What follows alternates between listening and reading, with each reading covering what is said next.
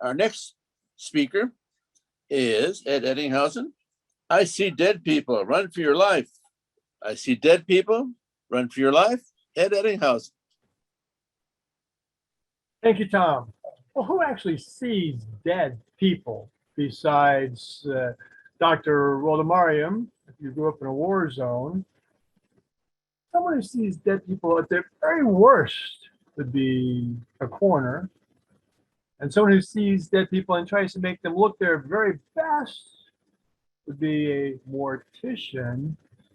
And then there's people who don't actually see real dead people, and that would be me. Yes, I am a spirit medium. No, I'm not.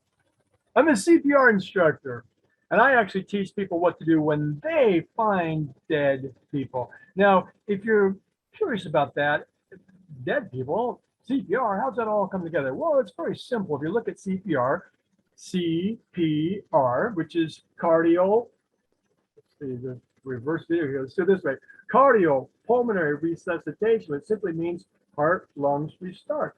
You only perform CPR because someone's heart, lungs need restarting. I have a difficult question for you. If you don't get the answer, don't feel bad. It's okay.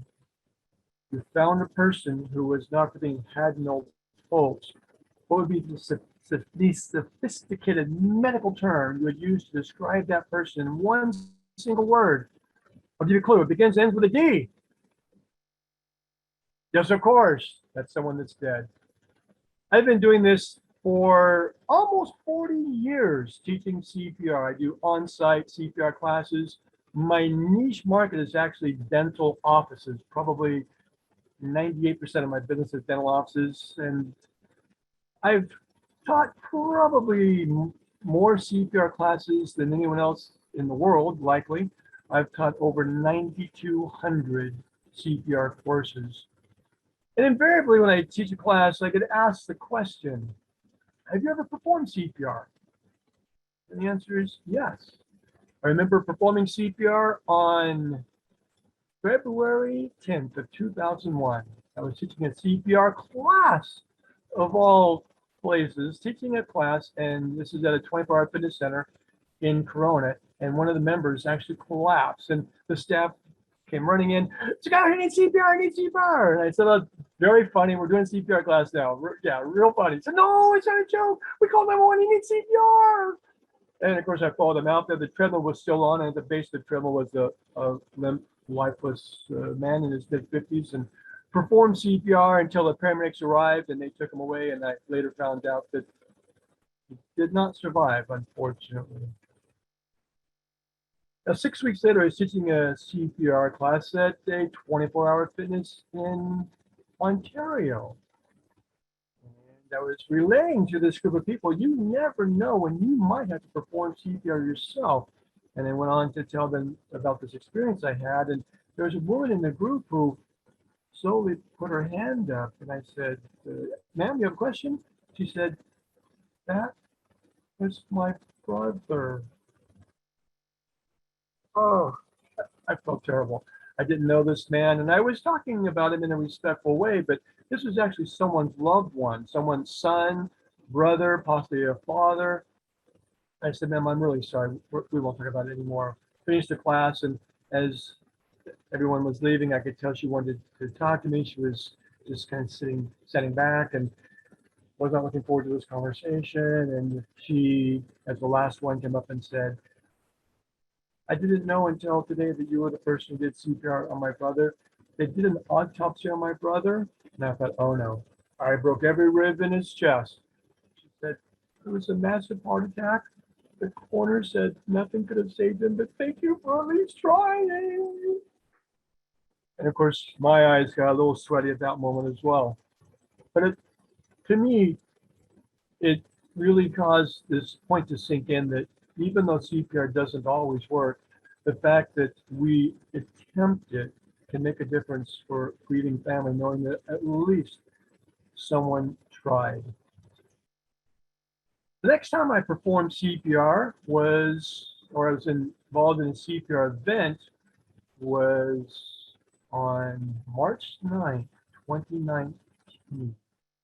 And of all places, it was at a Toastmasters meeting. Not just a Toastmasters meeting, this was actually a Toastmasters contest.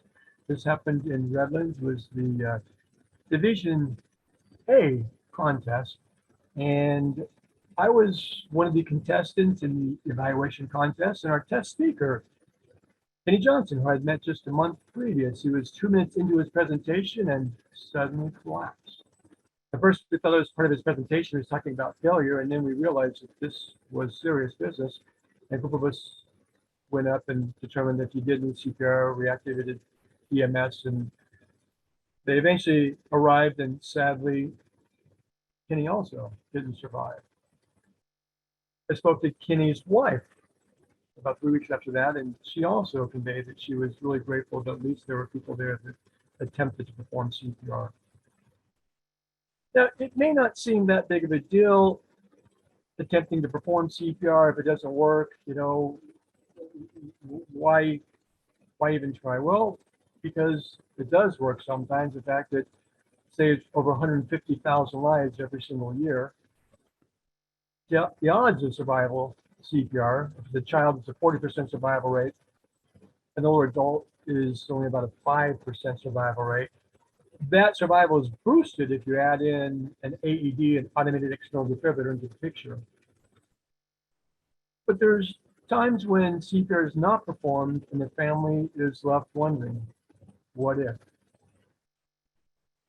There was a woman in May of 1981 who had a massive heart attack, who was in her early 60s, and the family did not know CPR. At that time, CPR was just being introduced to the public. It was something that was taught to medical professionals, but was just starting to be taught to people that were called lay rescuers.